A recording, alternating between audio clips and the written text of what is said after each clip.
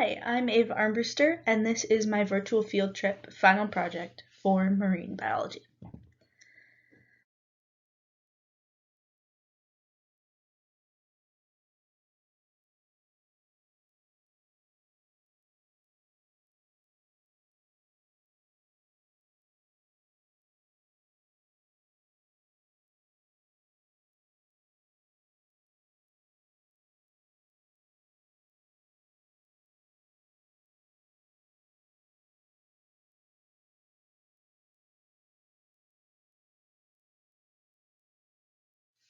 For my project, I visited Point Brown in Ocean Shores, Washington. Specifically, I did the field trip on the jetty, which is about 100 meters from the grass line, which borders the main road into town, and I walked down there to get there. This jetty is on the open ocean, so the open Pacific Ocean, and it's a man-made entrance to North Bay, which is fed by the Chehalis River. In the photos here on the screen, you can see the top one here is just kind of a landscape photo of the jetty. These two different sections, A and B, are just to reference the photos down here and where they are. The photo on the left, photo A, shows the splash high and middle intertidal zones. You can kind of see some distinct bands there, and then the photo on the right shows the low intertidal zone. I had to take two pictures because it was really hard to get it into a frame and then make it so that you could see the bands simultaneously. So there is kind of that bit. The first organism that I identified here was pretty common. We've been seeing it on field trips and that kind of thing. But there are two different types of anemones. This one on the left here is a giant green anemone, and the ones on the right are aggregating anemones. You can identify the green ones pretty easily because they're large and green, as described in their name. And the aggregating ones are usually found in clusters, and when they're kind of closed up like they are in the photo, it looks like they have a pink ring on a green body, and when they're opened up, their tentacles are pink, so that's where the pink comes from.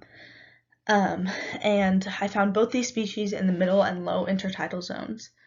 And a cool sort of interesting adaptation that they have is their way to avoid desiccation, which is by pulling in their tentacles, as you can see in both of these photos. And that helps keep them moist while they are exposed, because they do live in the middle and low intertidal zones. The second organism that I identified is the Cooper's chiton. This is kind of the only smooth and monocolor of the chitons. Sorry, it's pronounced chitin.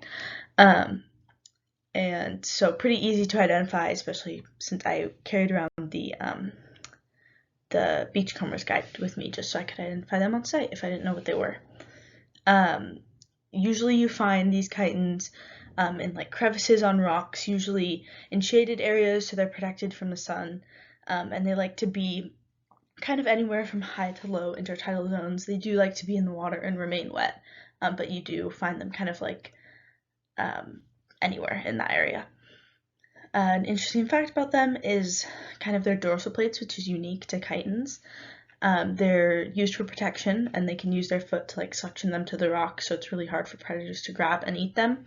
And this also helps them keep in moisture and avoid desiccation while they are exposed during low tide. The next species is a northern striped dogwinkle, and then I have a picture of eggs on the left side, kind of the yellow raindrop, teardrop shaped things, kind of amongst the anemones and the snails themselves.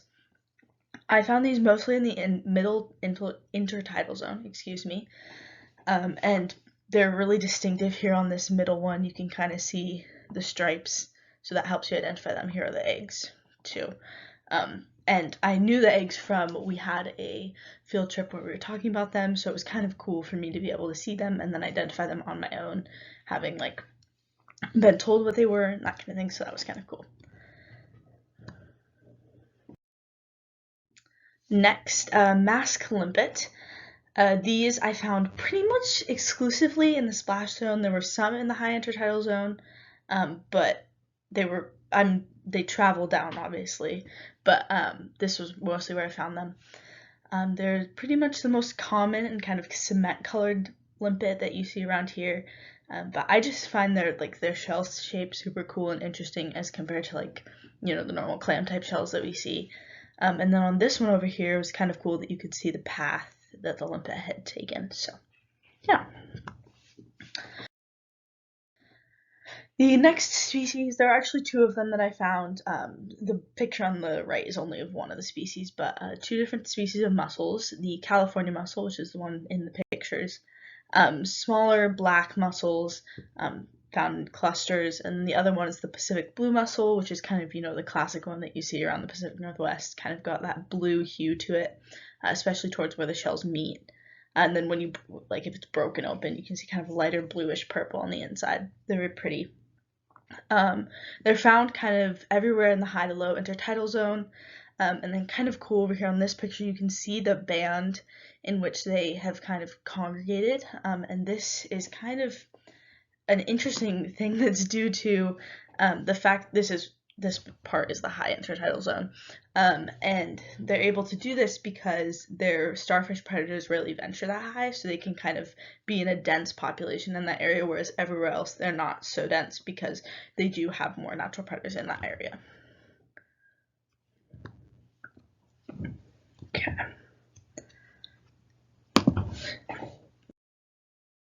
And then next species are some barnacles. On the left, you can see some kind of up on the top. It's a little unfocused on the camera. There's some acorn barnacles up there.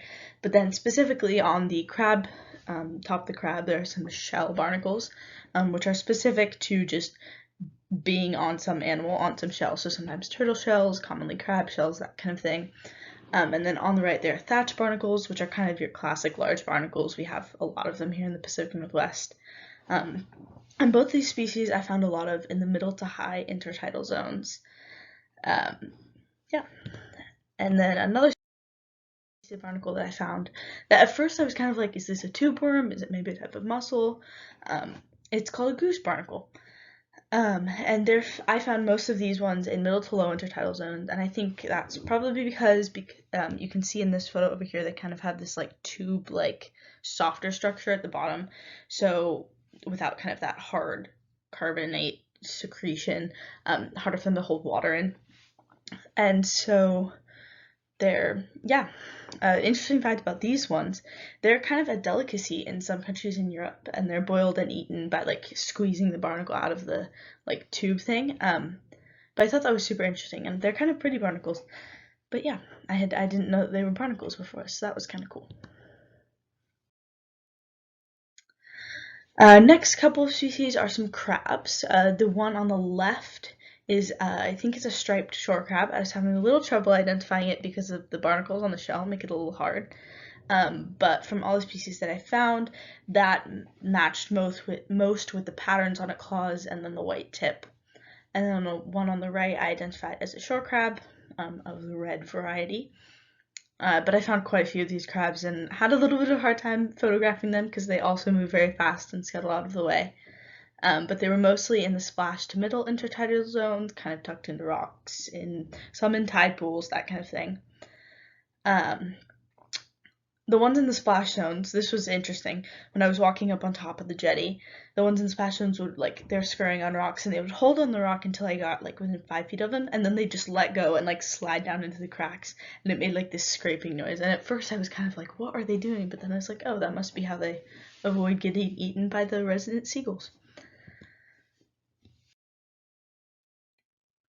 Okay, and then this is a pretty common one. I saw a lot of this on the field trips, but the purple sea star, found in middle to low intertidal zones, and they're kind of obvious purple color, and then the pattern, and then it helped me identify them. Saw a few orange ones, saw some brown ones that were looking a little dead, but those I saw a lot of those sea stars. But interestingly, I saw a couple of just their single legs. So here you can see this one looks like it has maybe a little bit of the body left on it, and this one's hanging off the rock. But both of them were alive, both these limbs, and they were moving.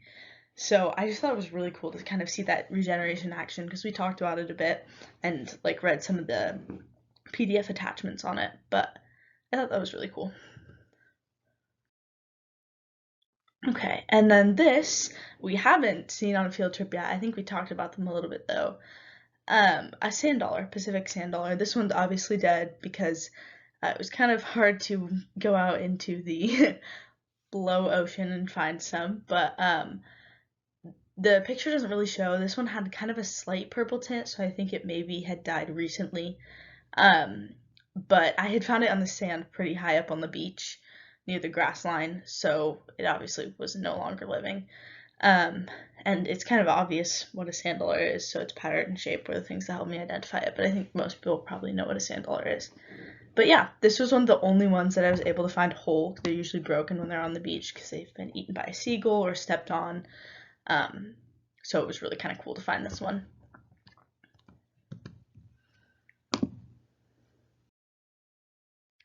And then this one's a little hard to see. It's right here.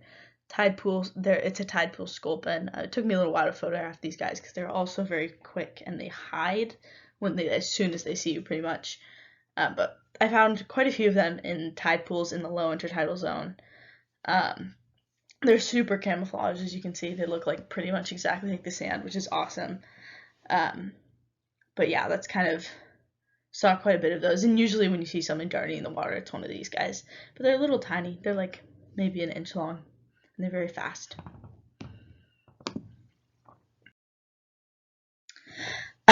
This is some maidenhair sea lettuce. This is some of the only algae that I could find on this trip, which was kind of surprising, honestly. This bit of algae is mostly dry. It's in the high intertidal zone. But this is an adaptation that this algae has. It can mostly dry out, but then it'll start to photosynthesize again once it's reimmersed at high tide. So that's kind of cool. They have that ability to withstand heat and desiccation, which is a very cool adaptation and very useful for this type of algae. Okay, the two concepts that I chose that relate to ocean shores were keystone species and trophic cascades from week 8, and then ocean pollution and dead zones from week 4. From the modules. So the keystone species, this ecosystem on ocean shores is basically like a textbook example of the starfish and mussels kind of like mitigation and just how that starfish and keystone species helps to keep mussels from creating a monoculture. So just kind of that like high tide thing before with the mussels kind of just shows how important they are and how like keystone species really work in the real world. So it's super cool to see that and be able to identify it. And then also in this picture specifically, you can't see it because it's not a live photo, but some of the seagulls were pecking at and eating the mussels. And then as I actually climbed up the rocks to get back through the jetty, there was a lot of seagull poop, and amongst that a lot of like shellfish remains. So it was kind of cool to see the integration of the food web there, of like a land animal coming in, playing a part in that marine ecosystem, and just being able to apply that we learned in class and like actually see it happening. So that was really super cool with kind of the trophic levels and food web and keystone species.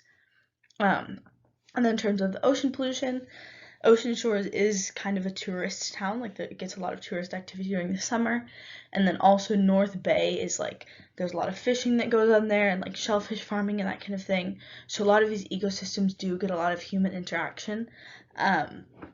Unfortunately, while I was doing this, there was a lot of like destructive human interaction that I was seeing. Like there was definitely some trash tucked into the rocks, and like especially on the rocks nearer to the high tide part of it that are exposed for longer, you can see there are worn parts on the rocks where people have stepped and barnacles have been scraped off and whatnot. But yeah, you can just see kind of like the human interaction that's happened there and how it's affecting that. So ocean pollution was just kind of how I was able to relate that to the modules. But yeah. And then for my reflection, I chose this location kind of by convenient coincidence. I was going on a family vacation here and was just, thinking about school and these projects. And then I was like, oh, I could just do my marine biology final project here on the coast because we haven't done any field trips there. So that's why this is my location. And I like coming here because it's a beautiful spot, obviously, on the coast, and just a fun family vacation. The coolest field trip that I went on during class was probably Richmond Beach at low tide. It was about -4 feet when I went, and yeah, it was really fun, and just got to see a lot of diversity and that kind of thing. The most interesting thing that I learned in class was probably, it's actually wetlands related, but the lenticels on the trees in wetlands, I hadn't even thought about the fact that, like, because their roots are merged, they don't get gas exchange. But I thought that was really interesting and cool. So yeah, that is my virtual field trip.